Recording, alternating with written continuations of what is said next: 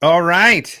Hello and welcome to What is Doug Reading? It is I, Alejandro Rojas, the host of Open Mind UFO Radio. And this is breaking news.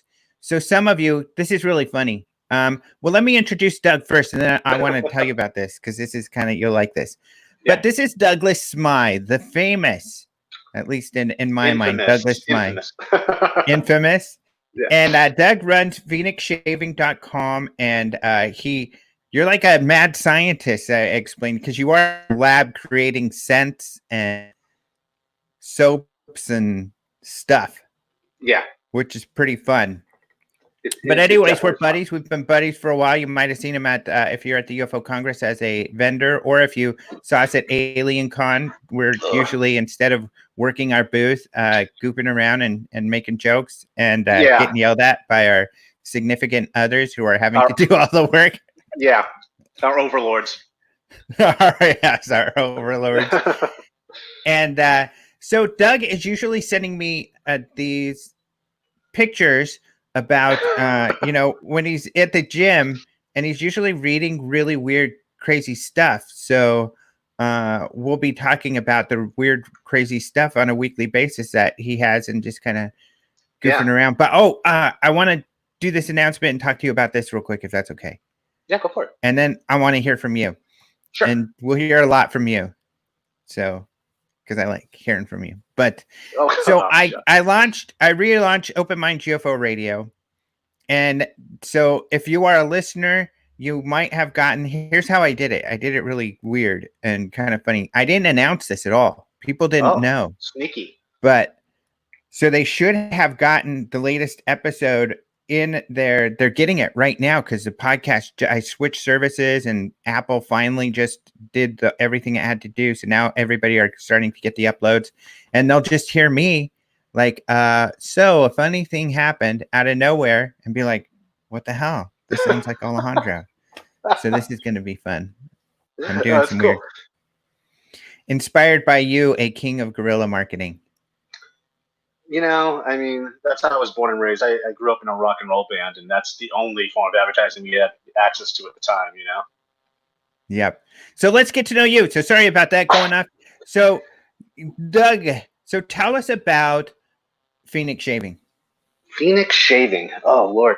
Where to begin? Phoenix Shaving began in a hammock at the edge of the rainforest somewhere in Central America.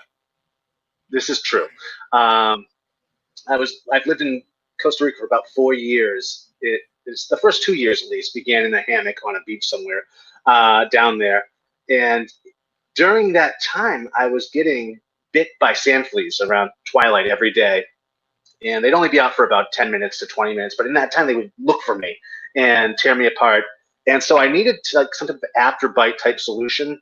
So I inadvertently created this stuff called Itch No Mas.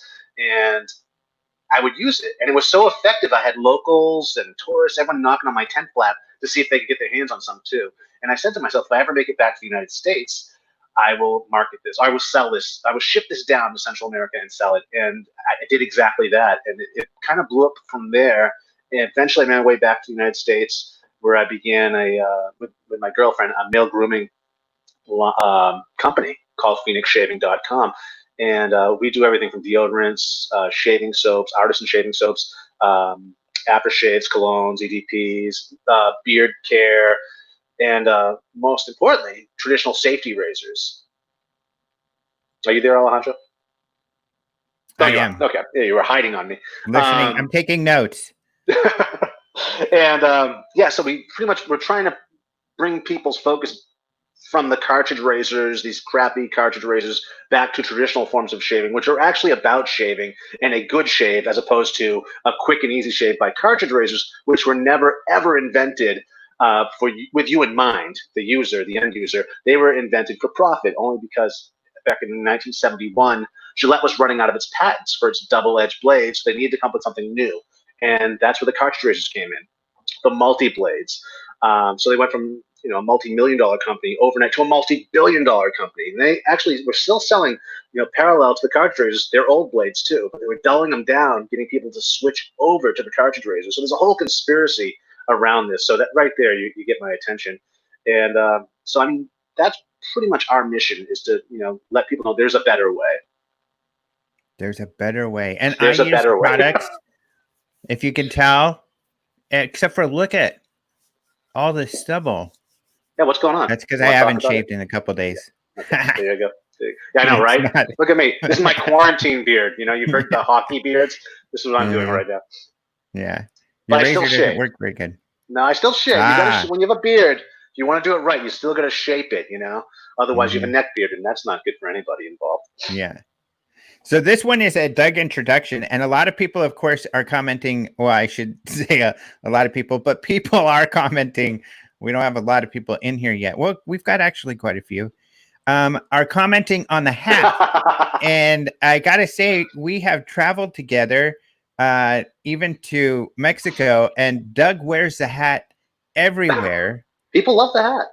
They love the hat. I mean, you even said, watch, everybody's going to comment on the hat when we were going places in Mexico. And sure enough, everybody's got to say something. The beard and the hat. It's a pith hat. It's a classic. Honestly, I live in Arizona, and I refuse to wear a cowboy hat. These 10-gallon hats you see everyone wear. Those are hot. These are designed. These are designed for the heat. A pith. Well, this one actually is a play on a pith hat. This is more of a modern one, but I collect pith hats. I have a few up there from the 1940s and whatnot. But these are hats you could soak in water, put them on your head, and it would, through evaporative cooling, it would keep your head cool all day long. So there's something to be said about pith hats. I want to see a comeback. So this is me trying to create awareness around the awesomeness and epicness of pith hats. And Arizona is a place, then, if they're cooling, where they need them, because right now, people, it's already well over 100. Yeah, at like 8 in the morning. Yeah. So that's it. I'm in Cardiff, California, love right now. So that's where I wore my hat. I wore a hat because I had to have a hat too, and mine's representing Cardiff. Yeah, you represent respect. So but it's the June gloom out here, so it's chilly. Oh, here it's ridiculous. The sun is it's hot. I'm sorry. I just came from there a few days ago. But let's see here. I want to say hi to the guy from Vancouver. Says, yo, what's up? Open Minds. Renee actually commented that looks like a U.S. Postal Safari hat. Yeah, I do get confused with a postman sometimes while I'm shopping and, whatever. But, it was a pith hat first. Before the U.S. Postal Service adopted them, these are being used all over the world for their, their epicness. And they're very comfortable. Although, the strap nowadays, the chin strap has become more decorative. I actually ordered some, clip-on chin straps so I don't have to use this one. I don't know what that says about me, but I do love these hats, and I highly recommend them. They're cool. So a couple of other things about you is one thing, because, why are you on here? First of all, we're Open Minds. We cover more than, in the past, we've tried to cover more than just UFOs. We also have tried to do some paranormal stuff here and there. And that's one of the reasons, because you are often, reading all of these weird things that are not just paranormal, but esoteric in general, and which is even a broader scope. So that's what we'll be talking a lot about.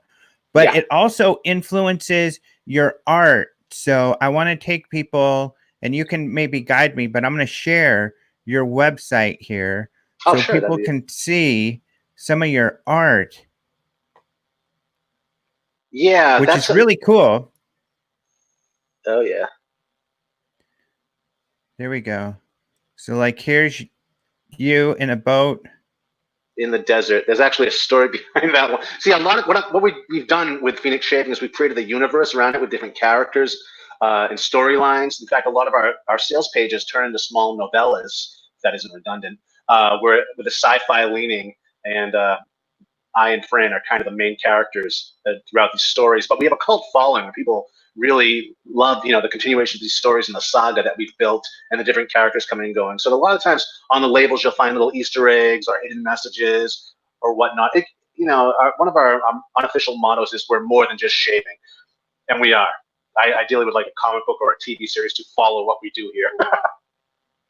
There we go. And I wanted to show people some of the artwork that you have here. Like a lot of them are like this one. I'm guessing, was this inspired by the balloon sightings, the UFO balloon Yes, sightings? yes. Actually, that was in our commercial. We had those sightings, the airship sightings, actually from about 100 years ago. If that's what you're talking about, Mm-hmm. yeah. Or So Agartha. You had Agartha there too, which you scroll up. That's where the story really begins. Yeah, right there with the map on it. So obviously that's part of a trilogy. We do soap trilogy sometimes with 3 different scents that you can combine them, but they're all pieces of the story being told. And I really, I do a deep dive when it comes to researching the stories we're telling via our labels, our marketing, and the stories we write. I mean, I have a dry erase board in my lab with the red yarn connect. I get really into it, and so this is a fine example of it. Agartha. Yeah, that's where yeah, one so of the there's big stories begins. I mean, if you scroll down, you'll see that it's not your typical sales page. So I'm going on about everything. That's where it begins, right there. So yeah, and that's about Vril and just the inner earth. Yeah, it's pretty. It's all original science fantasy fiction by yours truly. nice. Yeah. We'll definitely be getting into the real over time at some point, Oh yeah, but we'll cover that book. I guess for any of the UFO people, well, just lots of, like this Atomic Age. Yeah, Atomic Age That Bay kind of Rum. are. So look at that. Cool. Just the Yeah. artwork is really cool. And it's inspired by the esoteric and UFO. Like, where's a UFO one? Be a good one. Oh, you look at this one. Yeah, Kopali. Okay, I'll go look at Kopali next. Oh yeah, that's another one. Look at It's a this classic. guy. That's the original scent we made when we started making shave soap and aftershaves right there about 8 or 9 years ago. Wow, really? Yeah, So, I and actually you made do my the first. artwork. I do the artwork, or I manipulate art. I got my. I went to school for graphic arts. Well, I went to a technical high school for graphic arts, and so I manipulate photos. I use whatever. I mean, I either doing it by hand or I'm manipulating stuff or rebooting some classics, sampling and twisting and turning them, using them to create a narrative around the story being told. Like that Dapper Doc one is Dog Holiday. That's from a photograph, or partially from a photograph. Just different design elements come into play. Here's some space, dude. Oh yeah, that's Doppelganger. So that whole series is an homage to classic scents or traditional scents that are already out there. These are like our clone versions of them, and it's called Doppelganger. And some of the early releases of that have a story too around them.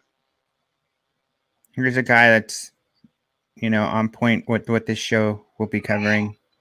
ESP. Yes, that's another character in the saga that we're telling. So there's a continuation on that sales page of the story. So yeah, people really get into it and follow it, and I love doing it. And I love the paranormal. I love UFO. I love sci-fi in general. So, Frostbite. And your main logo there with the alien shaving. Yeah. Yes, that's a very highly mentholated aftershave. So after you shave, you splash it on, and it's a face freeze.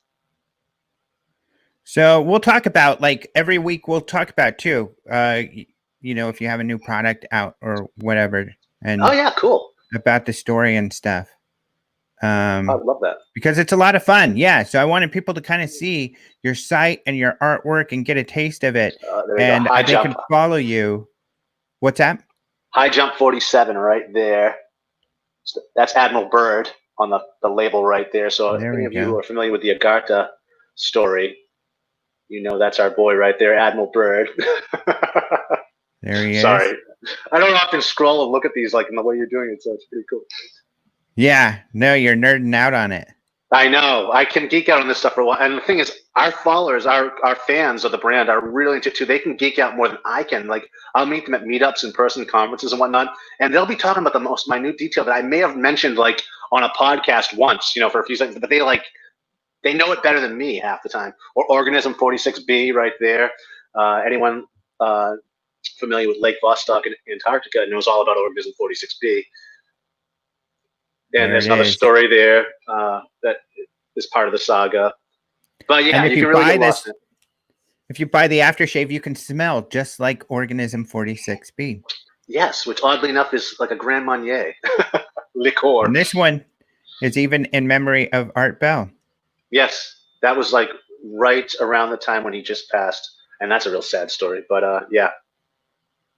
And then here are Oh yeah, Meta Nectar. some actual aliens. Yeah. So cool. So just for people to get a taste of that, of what you got going on there. And I guess tell us a little bit about, I'll need some kind of funky background that we'll have to get. What inspired, like, it works for you, and it's kind of weird because your products are for men's grooming, shaving and things like that. But you've melded in, your interest in theater and the esoteric, and all together. But it really seems to work. I mean, your company does very well, right? Yeah, we do really, really well. And I think that just has to do with the popularity of just the paranormal in general right now. I mean, you know what I'm saying? It's really kind of blown up like in the last few years. And so there's that. But there's also, I mean, I think with any good business, you need to incorporate everything that you do and enjoy and is you into the business. And that way it's just, well, it's easier to do. You're not guided by these different rigid, like,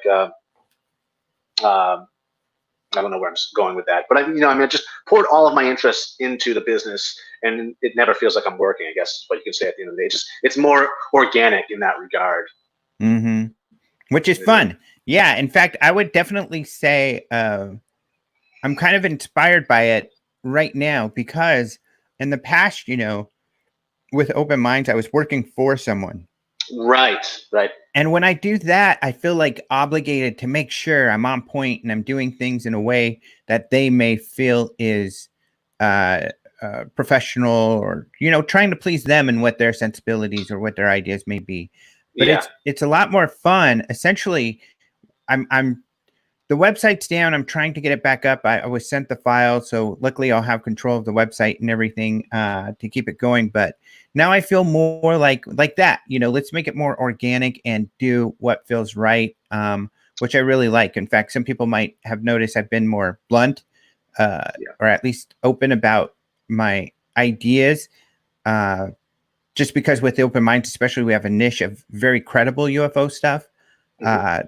And I think that's an important niche to fill, but so it's more easy that way and more fun, and you can get more content out. Yeah, without it feeling like a burden or or a task that you have to do. And I see. I don't like having a boss. And that's another reason why I started my own business, because I was sick of dealing with that. Also, as a graphic artist too, you're sick of doing art for other people and then coming back for redos like 5 times. It's like, as a graphic artist, someone that's studied and honed their craft, people don't put enough trust in them. Whereas if you get your car worked on by somebody, you take it to a mechanic, you don't tell him how to do his job. He just does it. I get people coming back to me with drawings by their grandmother on a napkin, like, can you redo it more like this? It's like, so it's great to not have to deal with that anymore. I'm my best customer when it comes to graphic design now, and whatever else. Yeah, and I agree. I mean, we have a great artist. Of course, you've been creating stuff. In fact, I can show people right now, like that Rojas report graphic you had created. I think if I change it, might change my. Yeah, there you go. Yeah. Oh, that looks good. There's that. Or here it is as a background. Really cool logo. Thank you so much. Okay, no problem. Love it. But yeah, but our artist, I kind of feel the same. Let him do his thing because he's so freaking good. And that's what an artist does. Sometimes I will have to let him know, hey, could you make these words more visible, because they are often marketing pieces. But you also have learned how to market yourself and your product well. Well, yeah, I did. I mean, with graphic design, when I was operating a graphic design business in Central America also, and it was direct marketing, graphic design. So I really learned a lot starting that business, and just delved right into it from the get-go down there. And I actually brought placemat advertising to Central America. They'd never heard of that before. In the restaurants where you see different ads on the placemats. Yeah, they'd never seen that. I brought that down there, and so yeah, I really just jumped right into the fire. I would take jobs down there and just learn as I went half the time. But marketing, I delved right into. I studied marketing in college as well, so I mean, it's not like I was a stranger to it. And I was, when I got back to this country, working for a small business doing that as well. So I mean, I mean, it's really, it's who I am. And also, I was a professional musician for years too, where I wouldn't take a manager on for the band unless he could do a better job than me. And when you talk about guerrilla marketing, that's where it all was born out of, is playing in a rock and roll band, because you have to fill the house to get paid, or to sell your album, or whatever. So it's really, again, it was just organically really came together. Yeah, that's really cool. So the esoteric, where did your interest in that begin? Oh, God. It may be cliche at this point to say, but probably Time, Life, Mysteries of the Unknown. It's such a classic series. It's a classic series. I actually collect those books now, the Mysteries of the Unknown. But that was big. I mean, and growing up in the 80s, you had those late night TV specials with like Bigfoot, or, Arthur C. Clarke show. Really, and stuff you watch as a kid, you take it, it's on TV, so it's got to be true. So it's entertaining. It's also really interesting, like this stuff really exists. It's like an extension of what you already believe being a child. This stuff is real and it's really happening. And isn't the world a great place? I can't wait to grow up and find out it's not real. But no, now we are, hoping a lot of these things are real. You know what I'm saying? It's just, so I mean, just a child of the 80s. No, they're not real, but they're a lot of fun. And I'm just playing, folks. The jury's still out on a lot of this stuff, but pretty much that. I collected comic books, really into sci-fi. Paranormal's always just been very interesting to me. And when it comes to esoteric stuff like alchemy and whatnot, I've always found that interesting. And that might just go back to, reading early, like Jung, Jung's look at symbolism and archetypes, and all things, hidden or occult, which nothing is really nowadays with the internet. I love when you had your write up something about the occult, and I was like, nothing's really occult anymore. I mean, if you think something's occult, you're just not looking hard enough. Maybe the dark web could be considered occult, but I mean, with the access, we have access to everything now, so it's really just stuff that's less well known because people aren't talking about it. Though nowadays they are more so than ever, but. It's just, I was thinking about that earlier today when I was hiking. Like, what is a cult now? I mean, it just means hidden. And what's really hidden? Yeah, that's a good point. What is hidden?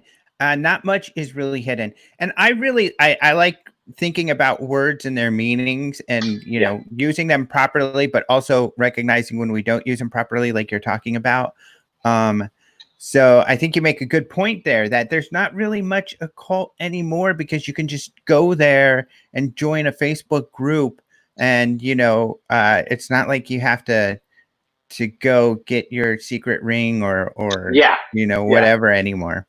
Yeah, no, it's true. It's really, but then again, it's so diluted too with all the other information out there that you don't know what's this, that, and the other thing. We, especially in this country, in this culture, we miss out on the different rites of back in the day. Like most cultures, when you turn 13, there's some type of rite you have to go through just to transition, like mentally, to that next level. Like, now I'm an adult. Like, we just flow through it in this culture.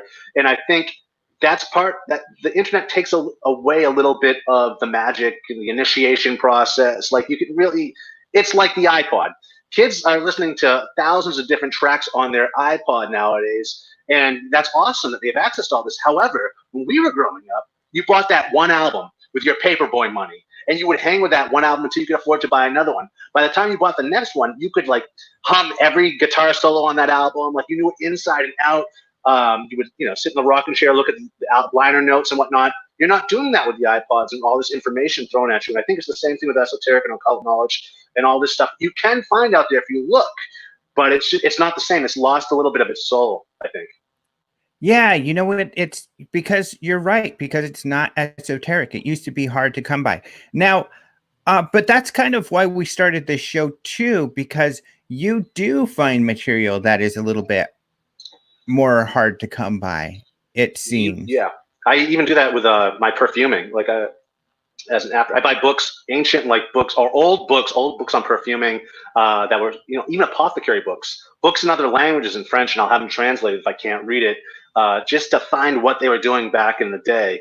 and I enjoy reading that stuff. I mean, some of the stuff you can't actually use nowadays. It's just not legal to use some of the ingredients they were using. But I just find it really intriguing, the stuff they were using, how they were thinking about stuff back then. If you wanted an aftershave back in the day, you wouldn't go to a store and buy it off the shelf. I mean, there were some boutiques, mostly in France, however. But here you would just go to your apothecary, and your pharmacist would make it for you when you got there. This, preparation, they'd call it, on the spot, or he'd make you come back the next day. But that's who was making your perfume or your aftershaves or preparations back then for most things. And so they had these books they'd work out of. So I mean, I look for stuff like that on eBay or wherever. Try to find them wherever I go. And same thing with used bookshops. People don't go to them anymore. I mean, Amazon's put a lot of them out of business. However, for I don't know, out of print books and first copies, it's good to check out used bookstores and whatnot for these things, especially in the paranormal sections or the occult section. Like there's always you'll find something in there, and you may not recognize what it is, but it's usually a gem. And it's it's like anything else. You pull what you can from it and put it in the big blender of your head and come up with your own thing with it. And that's what I'm really interested in doing. So a couple comments, and people who are watching, definitely get your questions and comments in there, because we want to make this really interactive. So here's one. This is more of a compliment, but I think it's cool. Rodrigo, regular Open Minds viewer and everything. He says, gorgeous graphic design and the idea of characters is awesome. Thanks, Rodrigo. Yeah, please check us out. Phoenix Shaving. Just the stories, just to catch up with the stories and whatnot. Here's another comment. Yeah, it's cool stuff. And you do videos. Yeah, actually, we have a morning show, I'dLatherBeShaving.com. It's kind of like Wayne's World meets Antique Roadshow meets something else on crack. It's really just high energy, the history, the mystery of traditional wet shaving. I mean, there's a whole conspiracy around shaving too. So I mean, it's just, I try to tie that all together. I mean, even Gillette himself, he was like a socialist. He was a utopian. He would write books on utopias. It's just, he was such a conflicted man. I mean, he had this whole utopian society he created that would be powered by Niagara Falls. He had a few books before he became famous for his razors, and had nothing to do with his razor business or anything like that. So very interesting. He was also a high up Mason, I believe, too. So there's a lot of, you just need eyes to see, really, when it comes to that stuff. And I try to incorporate that into what we do. Has Gillette ever come after you for defaming that? No, not that I'm saying you do, but just because they don't want you to say this stuff. No, I mean they're P&G, Procter & Gamble owns them now, and the head of Procter & Gamble watches our show. He subscribes to our show. So he's actually, their archivists have sent us stuff to feature on the show or talk about here and there. So they're huge fans of, I mean, with us out there doing what we do, we're propagating a return to traditional shaving. And P&G or Procter & Gamble have owned Art of Shaving too, the store in the malls with the traditional razors. So they sell the cartridge razors on one horse's cartridge razors, the other one's traditional shavers. So they own both horses. So they're, whatever's going to make them money, I think that's a bigger sell to them than whatever I have to say about what they were doing in 1971 or the late 60s. So here's another comment. Tupac is an extraterrestrial alien. I can see that. Think so? I don't know. I think aliens are nicer. Tupac, I think, was very talented. Music is great. We talked about Tupac. But But he was a crazy homicidal maniac. I mean, he was bad news. Conflicted. I mean, who isn't? Yeah, exactly. Let's see. This person wants to know. This is laying some groundwork. Do you think UFOs and are aliens or government black projects? This is someone who works out a lot. Steven, he's got his weight there. He's so nice. into working out. Some weights around here too. Well, I mean, if you follow X-Files, it's either one or the other always, right? So I think we have a higher probability of it being us than from outside of our universe or outside of our planet or off planet.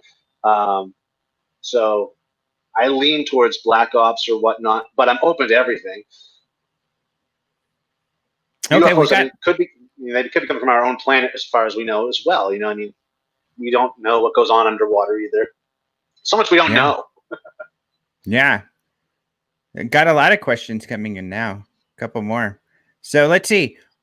Oh, this is Rodrigo again. He's saying French and Belgian graphic novels are an intrinsic part of my childhood teen years.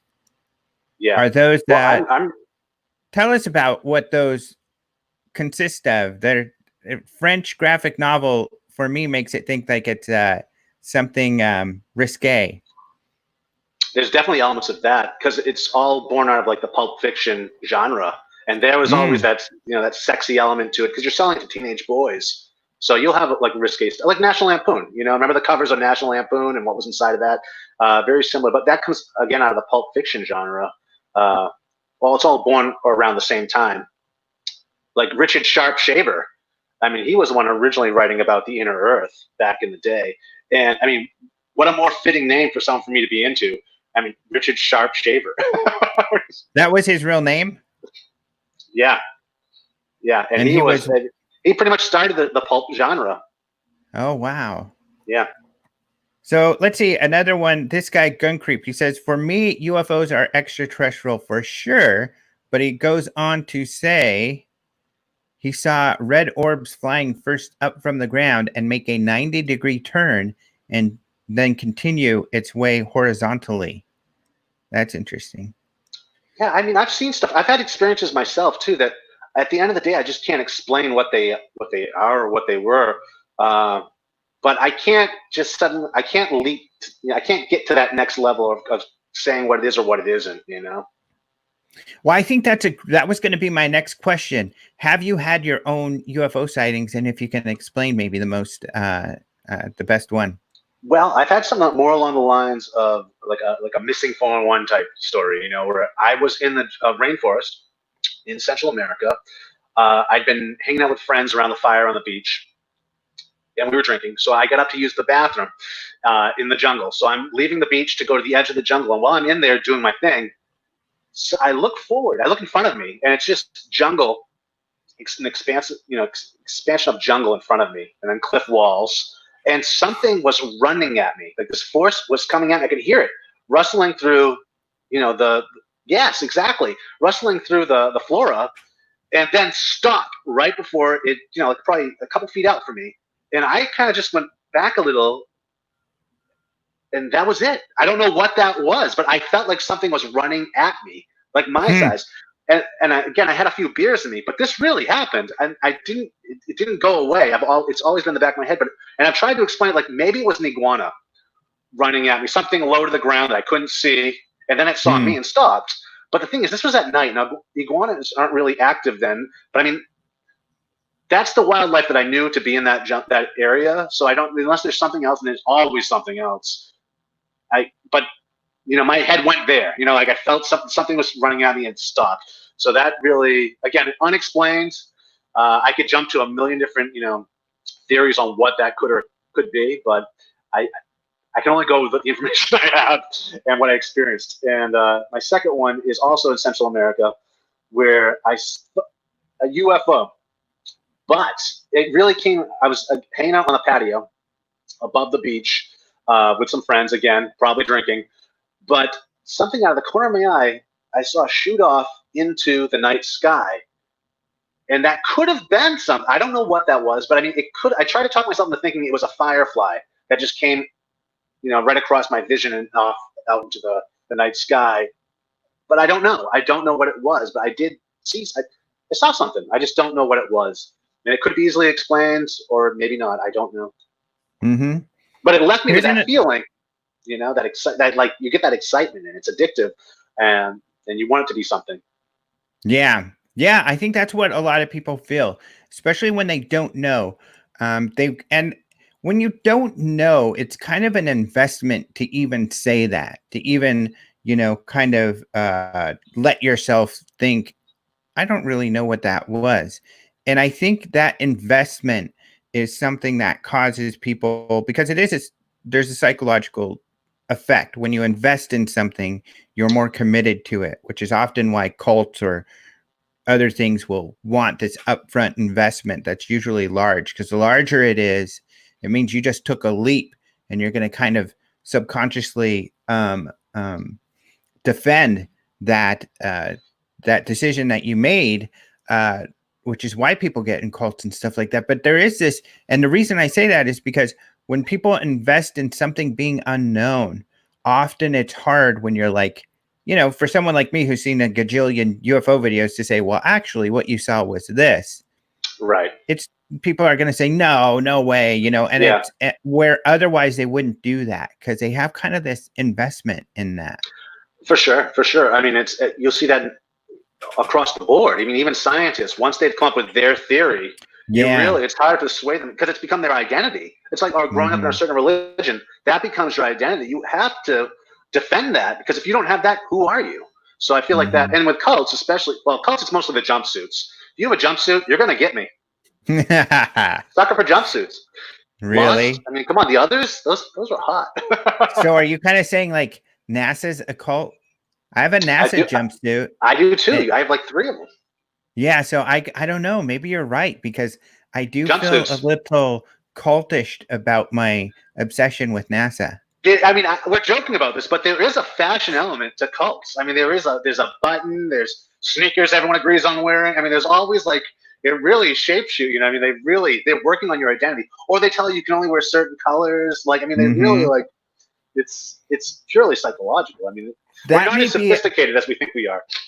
That may be a good avenue for your product, because a cult could, you know, institute like the type of scents that they want their people to have. And maybe you could go advertise this to cults that really you need to pay attention to the scents that you're making your people wear. You're emitting. Yeah, you're emitting. And so then you could do consultation for the best type of scents for whatever their purpose is. Well, it is. I mean, it is. I mean, scents at the end of the day, that signifies your tribe. Who you belong to, what you're using, you know, what popular scents are out there and everyone's wearing. You're identifying with this particular group of people that wear. I do see it. It's amazing, you know. I mean, and even you'll see it in modern advertising too. I mean, certain stores have their scent that they pump in through vents, so you know you can smell it. They want to be associated with not only colors and logos, but also a scent these days. So it's really, and that's the strongest of the senses. Once they get you there, you know, I mean, like, it's an easier sell. So I do see that. I find it very fascinating too, but I do see it. Yeah, well, scents are very attached to memory, like that. It's a similar part of the brain. So that's why often when you think you smell something, it's often related to whatever you're thinking of. It's nostalgic. Takes you right back. It's a time machine. It really is. I've often compared it to time machines. And I do a lot of reboot scents. Not a lot. I do about 15 reboot scents of fragrances from the past aftershaves from 75 years back to, you know, the 60s that are no longer available because these things belong in a museum. You know, I mean, these are classic scents that are no longer available to us. So I try to really reboot them and get them back out there. So, you know, we still have them, because up until the, you know, the internet, we were losing a lot of our history when it comes to male grooming products, you know, shaving, so on and so forth. A lot of these things are lost, but we've managed now. You know, the internet came around in time, so we could salvage some of them. But I mean, you'll see a lot of ads for things that you just can't find anymore, that don't exist, and especially when it comes to scents, some classic scents out there. So I want to address a comment that was made here, and you know, feel free to disagree with me if you do, but somebody said, I've been listening to what's his name Dolan for too long. Of course, I know Richard Dolan very well. I was just on his show a few weeks ago. But as I associate NASA with 100% BS. And now that would be something, not that Dolan and I have a lot of things we disagree on, actually. We've vacationed together not too long ago and debated. But that is BS. NASA is 0% BS. And I think, comfortably say I've spoken to and way more NASA people and been at way more NASA facilities than he has. So I know these people who work on these projects. They're the most honest and impressive people I've ever met in my life. They're my customers.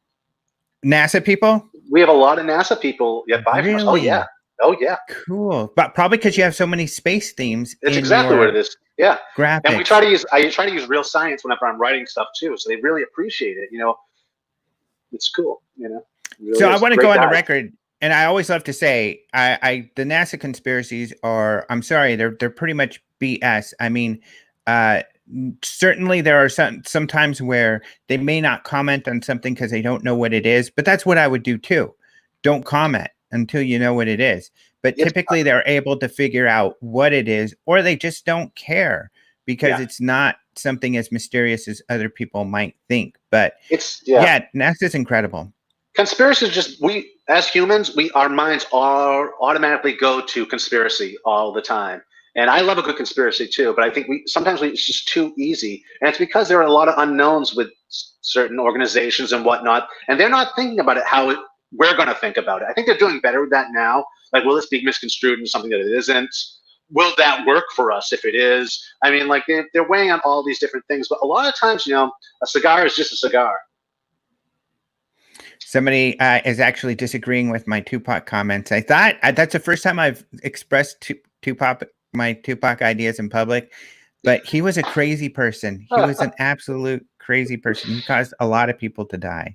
He started the whole East Coast, West Coast gang fighting. But there were other questions in here, but I wanted to address that one.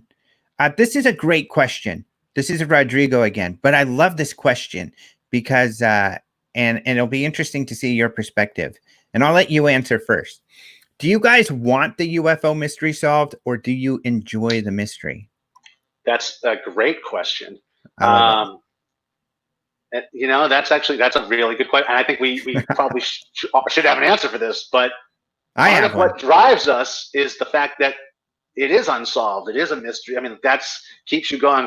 And if we did find out, we might change our career.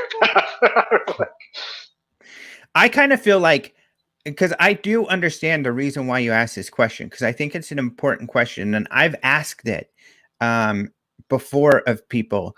And it is interesting because there are people in this field who don't want the mystery solved, who would rather not have it solved. And they're honest with it. They're like, you know what?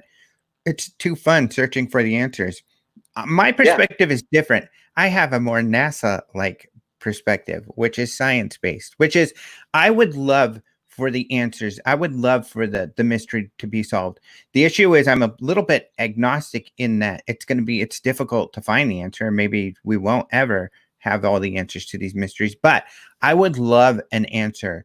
But my perspective on that is that, with science and in our lives, when we know more, there's even, several sayings about this. Maybe you'll remember, Doug, but like the more things get answered, the more questions that you have, the more we know, the more we realize we don't know. And so I just think that even if these answers, we got answers to these questions, we would have way more questions. So there's always an endless amount of things to explore. Yeah, you're actually right. You really are. With the answers come a lot more questions. Typically, questions outnumber the answers. Yeah. But yeah, I know it does keep. It's just a great question. That's a really good question. Let's see. Here's a question that's kind of interesting. Question: any good fictionalized books about true events made fiction to get around secret info? There's a lot out there. Yeah. Especially I mean, that's what Tom DeLonge says he's doing. Yeah, a lot of people do that. They do it in music as well.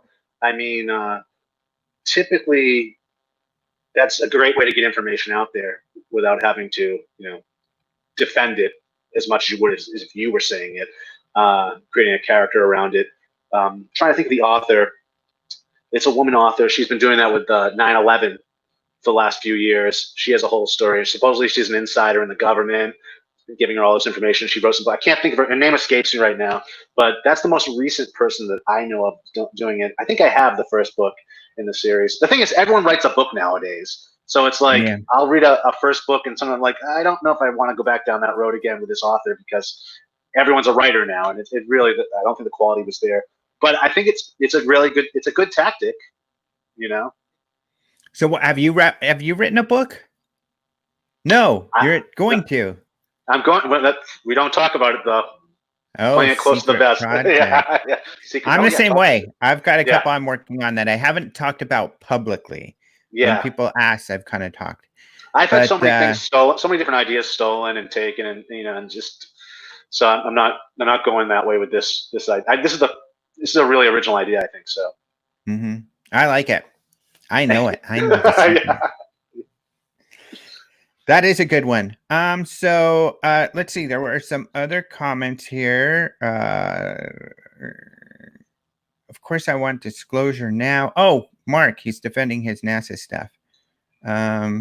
Sorry, Mark. He's saying, I'm thinking of Ken Johnston, Donna Hare, Gary McKinnon, Carl Wolf. Okay, let's talk. Ken Johnston, I've got an article on that. He falsified his background, and he is inaccurate in the way he portrays what he's done. And I've got one of the few. I mean, I did some investigative work here. We had him at the UFO Congress. I should have vetted him before that, but I really questioned his degree. And I know James Oberg. I know a lot of people in this field don't like him. He's a very popular, one of the most popular space writers, and he's interested in this stuff.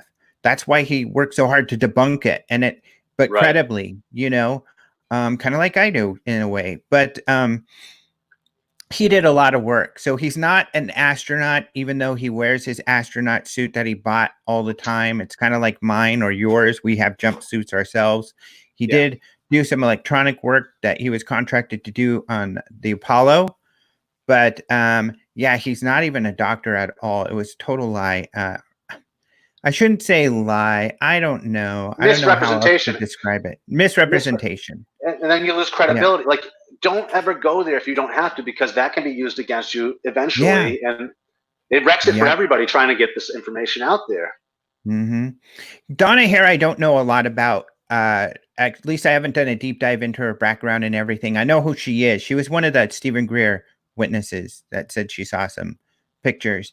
The other one, Gary McKinnon, I've written about this too, what he actually saw. He was completely drunk and stoned when he allegedly saw the things he saw. And he says this, I've got an article on it. And he didn't download anything that he saw. And what he saw was really, what he alleges to have seen was not that impressive. It was like 3 different things that he totally could have misinterpreted. But he was totally drunk and stoned at the same time. So, I mean, there's not really much there. There's not really much to hang your hat on when it comes to NASA conspiracies, really, I feel.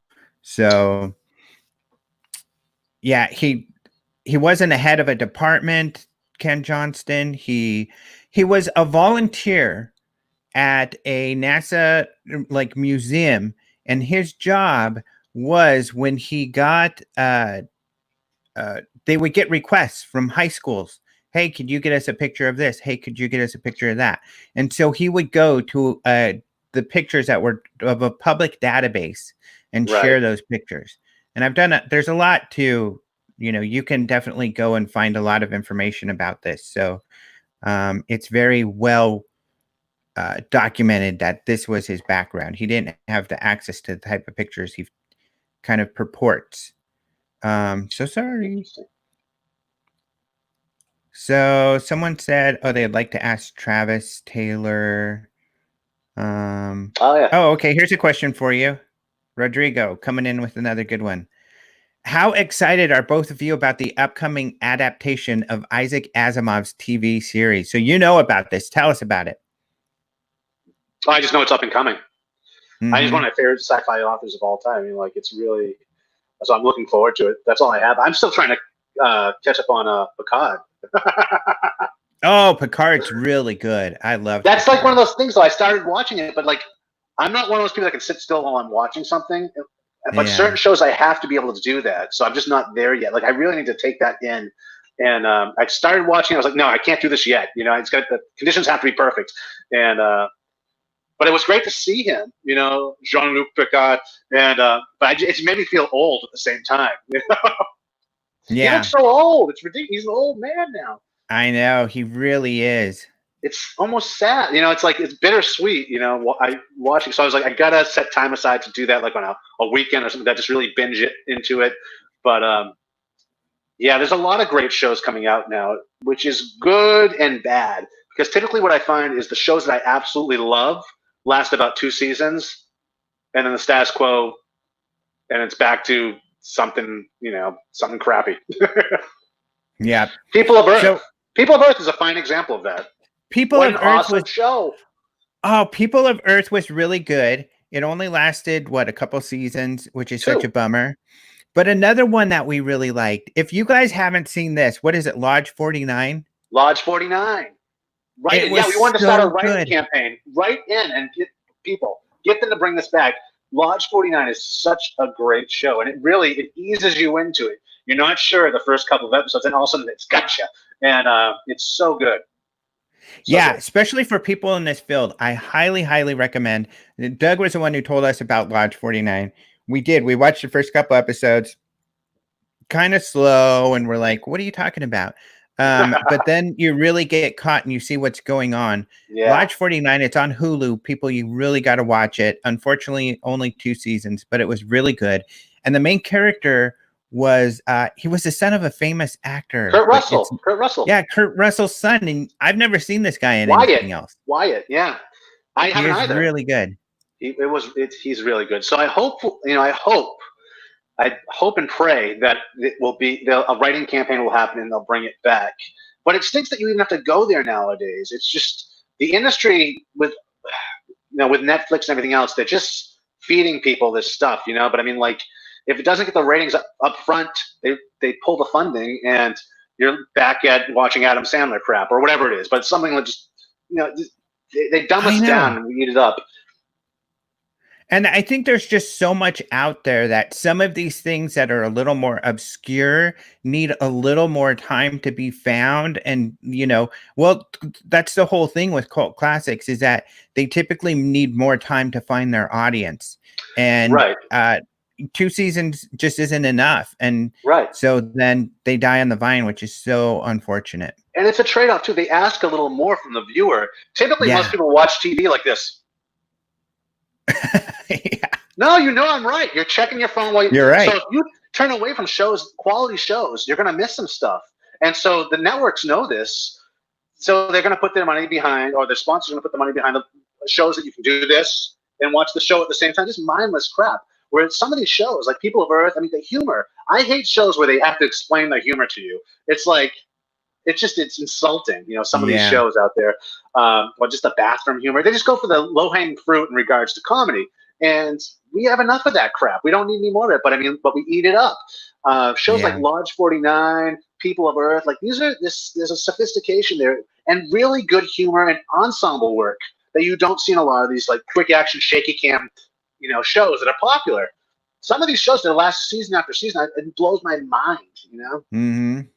So I love Mark. Mark, the NASA doubter. He goes back and forth. He was really debating my NASA comments, but he totally agrees with us on Lodge 49. He says I'm a nice guy. Thank you very much, Mark. But I've interviewed a lot of astronauts. I've even asked Scott Kelly about UFOs, and I ask all the astronauts about UFOs after I build some rapport. And but my Scott Kelly story really took off. But we had one on the show where we were interviewing about shaving in space, but I was getting people, the anti-NASA folks, hopping in the comments after the fact saying, it's all a hoax. We were talking about shaving in space, but it turned into this it gets politicized, and it's like, how do they shave in space? Very carefully. You'll have to watch one of my episodes of the Wet Shavers Roundtable, but it's not that interesting. I had more questions about UFOs and everything else. Yeah, that's funny. But he says that he thinks it takes shows about 3 or 4 seasons to really take off. That may be true. I'm wonder. Sometimes, yeah, it's just, I don't know what they're looking at when they hold these shows, or when they keep these shows on for another season after the second one. Like, what do they look for? What are they, how do they gauge that? I mean, are some of them investing in, I don't know. I just wish you could crowdsource in a different way opinions before you cut these shows. And I think a lot of it, again, has to do with the sponsors. They want to sponsor shows that are popular that people are going to watch to get their name in Yeah. front of the eyes. So it's less about the art and more about making money. I know. And I think you're right in that they'll watch a little bit. And if it looks like flashy and they put in a couple cliches, then they love it. You know, I think that's what a typical marketer would be like, as opposed to looking for something that really has legs. Yeah, it's throwaway. However, It's throwaway because it's not timeless. It's throwaway. They're using all the modern buzzwords and everything else, or they just use something that's been done a million times, like shaky cam. I hate shaky cam. Everyone uses yeah, that now. It's lost I its like know. potency. Yeah, totally. Everybody uses it. And then, Slapstick is gone. Slapstick is an art, and you don't see that anymore. It's lost popularity, and it's like, and the sci-fi genre, everybody's doing Battlestar Galactica. Like Battlestar Galactica did shaky cam in space. Literally, when they're filming the spaceships, it's shaky cam. Yeah. And now Star Trek has copied that. All of these shows have copied that. Yeah. It's horrible. I hate shaky cam. I really don't like it. Like, it makes me like, it gives me motion sickness. Like, just put it on a tripod or whatever. And but yeah, it's just overdone. You see this in all, across the board, in all different mediums, in graphic design and advertisement, in television and movies. Now everything's a comic book movie, or the movie's based on a video game. That says a lot about our culture, What about yeah, that's true. Oh man, I was listening to your last question. I had a question prepared before that and I forgot. Oh, oops. Oh, The Loop. Have you watched The Loop at all? I don't know. Have you heard of it? Tales from the Loop? Actually, maybe. Give... Was the first episode with like the uncle takes his niece to a movie? No. Okay.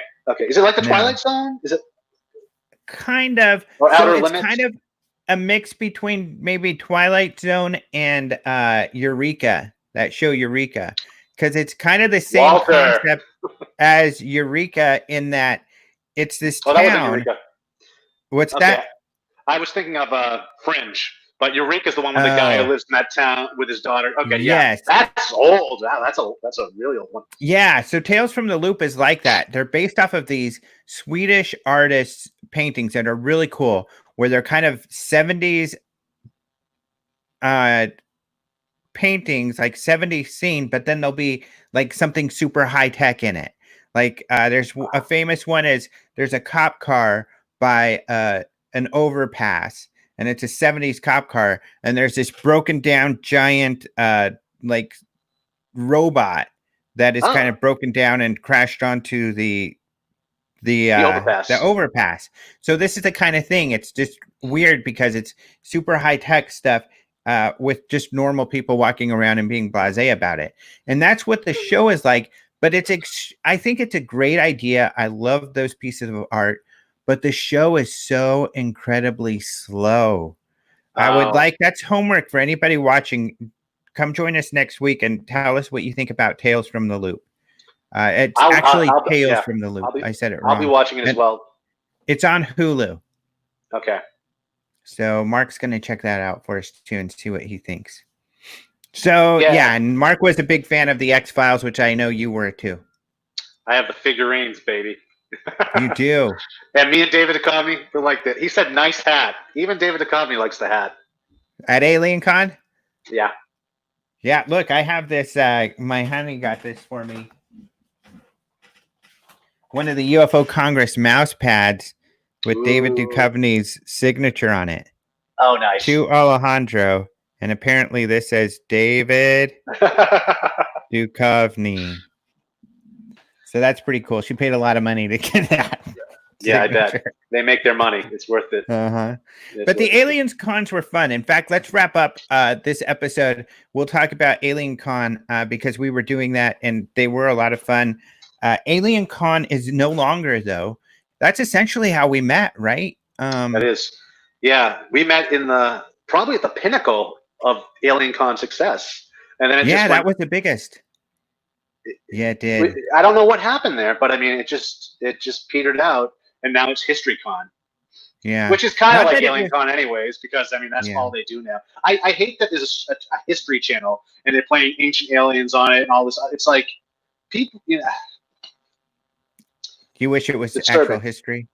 I wish it was real history. And even the history Yeah. they do cover, it's so watered down and diluted. It's like, it's not the real Yeah. deal. It's not a deep dive. And I think it's misleading to call it the History Channel. I know what you mean. That's real frustrating for me because I'm kind of a nerd that way. I loved the old like style of, and by old I mean maybe 10 years ago, style of documentary that was more like, Mutual Omaha or something like that. Oh, More yeah. Yes. Exactly. That's what we information grew up on. We grew up based. on those. Yeah. Yeah. But now it's turned into where it's like they're writing these shows for 10-year-olds. They've got to be real flashy. Look at this. Oh, Oh yeah. my gosh. And then Yeah. here and look at that. And Yeah. The music. it is, yeah. They leave you with a cliffhanger before the commercial break. Like, it's really, it's manipulating you the entire time to wait for, and they never find it. They never Yeah. find anything. All these shows, it's like, is this going to be another show that I invest an entire season in and they still don't find, like Oak Island. We knew Oak Island was a bust in the 90s. We knew that. Yeah. And they've done shows about it, and people are like hearing about this for the first time and hanging on it. It's Yeah. like, no, there's nothing there. The But with Bigfoot the show music, was like that. They never found anything. what is it? The Bigfoot show. Oh, Hunting yeah, that's for another one. Bigfoot. They're like clacking wood and hearing howls, and it's all people off camera. It just exploits these things. It cheapens really interesting topics that do need to have a better look at them. But I mean, the shows just are these watered down reality shows that are just. I know a lot of these actors in these shows, and it's just. I ask them, off camera, Dad, that was totally production that did that. They're toying with my emotions. But you I can know. tell it. You can immediately tell, like, this show is complete crap, but it's going to be a huge success. And, when speculation is what drives a show, it's endless. The possibilities are endless. You don't need to explain Yeah. anything. Exactly. That's what's frustrating about speculation. But Alien Con, Oh, yeah, Alien speaking Con. of speculation, what we were talking about was based off of course, Ancient Aliens. And what was funny about that is Giorgio Tsoukalos, who I've known for years, is the main dude. And, at the conference, he's kind of the main guy who walks around and everything. But and he's kind of the big cheese. But it was kind of funny now that I think about it, because he and I had run-ins that were positive at times. And then, of course, mostly we did have run-ins that were very positive and fine. But there was a lot of that went back and forth along those lines while we were there for hours and hours on those weekends selling to and meeting people. It was fun though. It really, yeah, it's awesome being on the other side of an event like that. I mean, it's fun to attend these things, but when you're on the other side, like being a vendor, you're on the other side of the curtain. And so, talk about a cult. You're seeing how everything works and whatnot, the inner workings, if you will. And sometimes more, that creates more questions. And other times, it just reveals the mystery, and it's not as fun. And I think as time went on, it felt like more and more people coming onto the other side of the curtain, so much so that it kind of threw it out of balance. And now we have HistoryCon. Yeah, but I think it was. I think they always wanted to do. They weren't planning on Alien Con going on forever, which we didn't realize. And they could have. I think it was financially. They had a ton of people there. Oh, yeah. And they worked us as a speaker. I would have to do a couple talks a day, so I was busy. Yeah. But they were pretty fun. It's interesting. I mean, you attend one and you can see immediately how they could have done it better.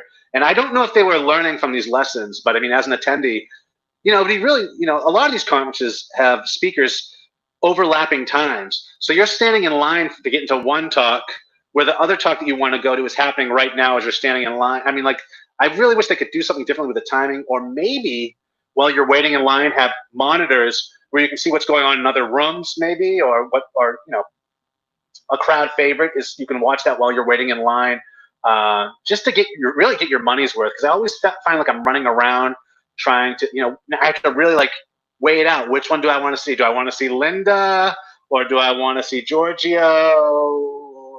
That's a tough one. But I mean, like I hate that part about it.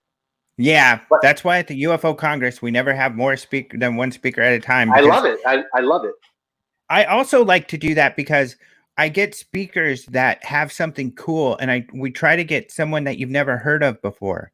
But if Yeah, you've got to choose between someone you've heard 10 times and someone you've never heard of before, most of the time people are going to choose as someone they've seen 10 times. They don't want to risk it.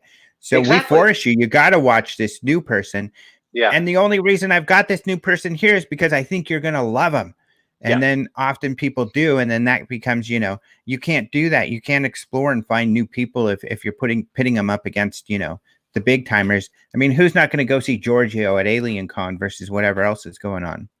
even though Giorgio's the one who speaks the least on the show. You ever notice that? He gets in like two things, and everyone else gets so much more face time than Giorgio. He's just decorative at this point.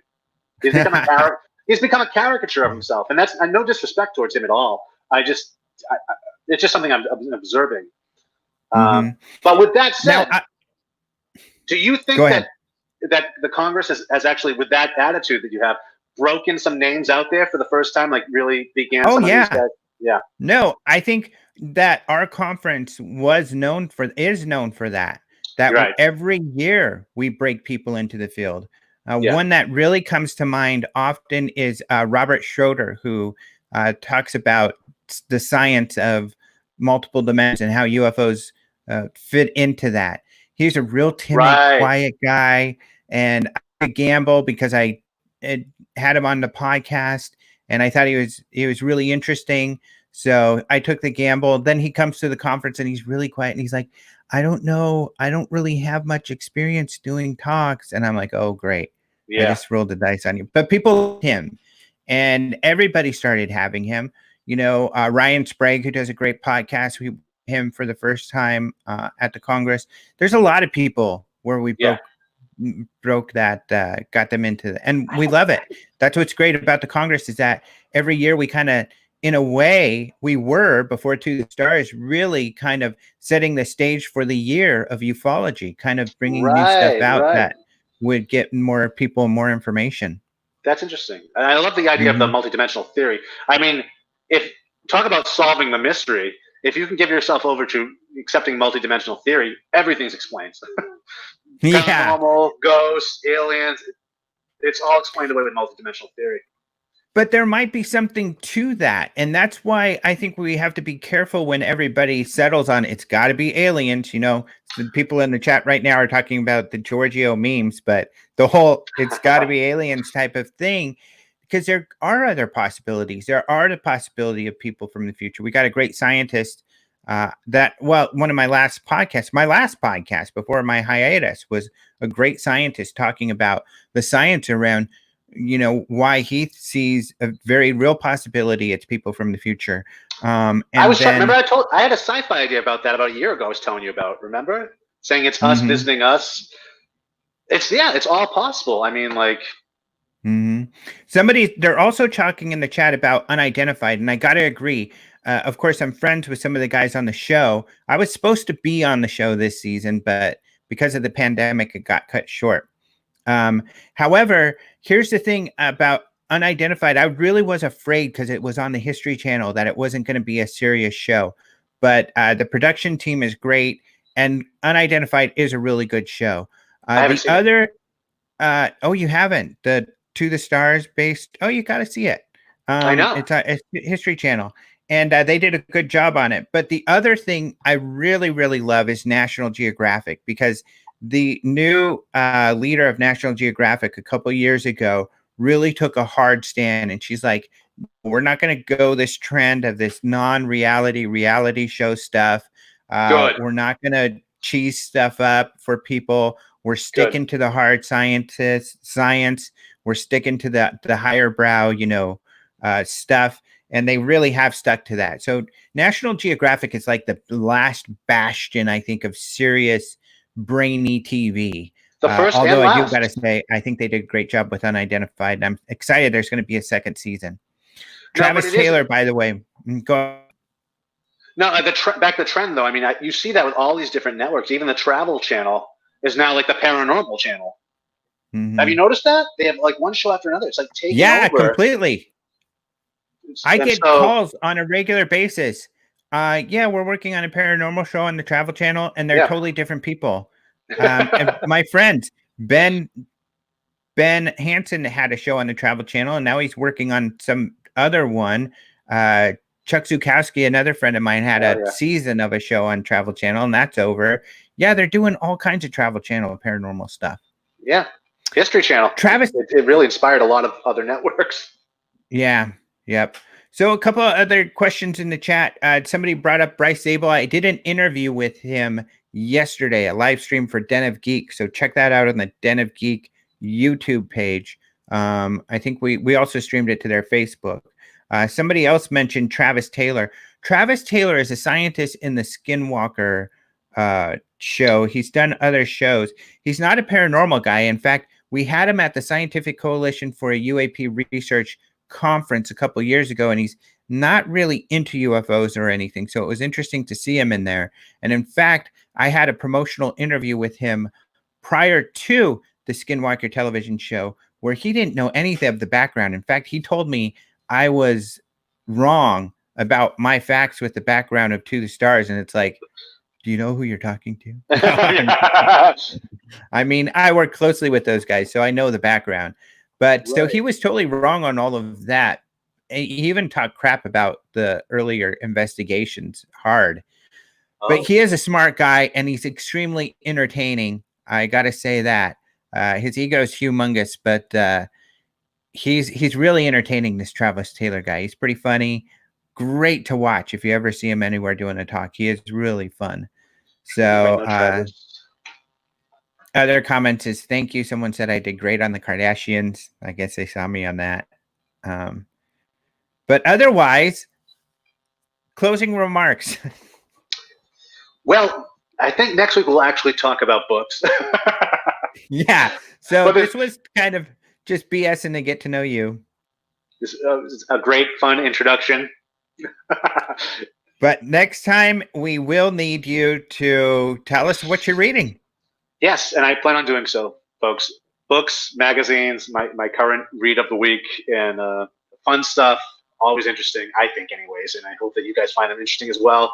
And yeah, we appreciate the comments and the participation in this as well. And if you want to learn more about the history and the mystery of traditional wet shaving, and I promise it's fun, check out I'dlatherbeshaving.com. It's a morning shaving show with no shaving, but it's totally worth your time. And you can find me at phoenixshaving.com if you have any questions, concerns, suggestions, so on and so forth. I'm there for you. And well produced. Your stuff, you actually pre-film, you produce it, make it really nice before you post it. Yes. In fact, if you want to learn how to shave, howtowetshave.com. You'll find a video of me teaching you how to, wetshave.com. Yeah, someone said Tyler has 3 masters, 2 PhDs, 26 years of school. Yeah, this guy has tons of degrees. He's definitely cool. I think he's great. I think he hopefully gets more into this topic because I think he's a real treasure to have. But he just used to blow it off. I think after Skinwalker, he's thinking more hard on this stuff. But I get it, Gas. I get it. Oh, what do you say? Oh, Dr. Livingston, I presume. Cute. I got that at UFO Congress too. Some woman that was working for you came up to me and did that as well. All right. Well, thanks everybody for joining us. Join us next week on What is Doug Reading? And have a good one. Take care. Adios. Ciao.